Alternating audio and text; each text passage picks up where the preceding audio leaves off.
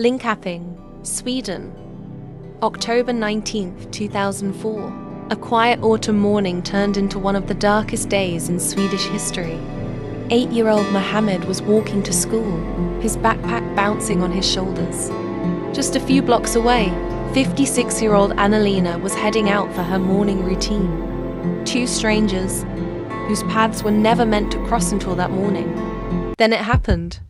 A man young, nervous, and armed with a knife suddenly attacked the little boy in the middle of the street.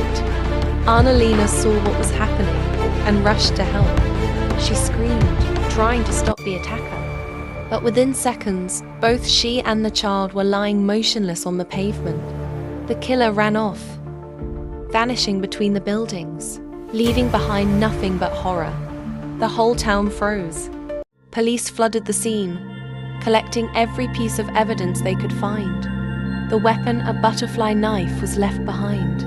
And inside a blue beanie, they found blood and DNA. But there was a problem. When the DNA was tested, no match appeared in any database. No fingerprints. No witnesses could identify him. Days turned into weeks, months into years, and eventually silence. The case went cold. Still, detectives refused to give up.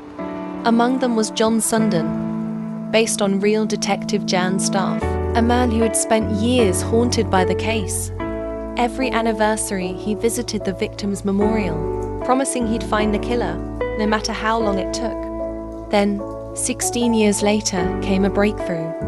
A new science, forensic genealogy, was quietly making history around the world.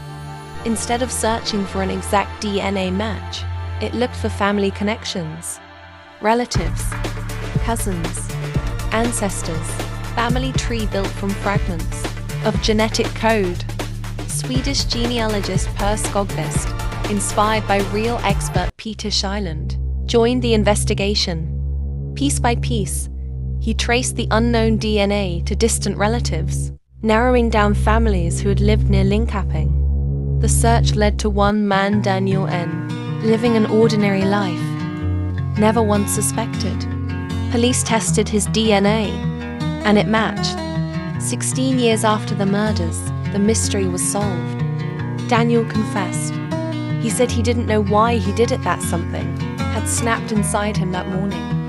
The revelation stunned Sweden. It was the first case in Europe ever solved through forensic genealogy. For the families of Mohammed and Annalena, justice had finally come after 16 long years of waiting.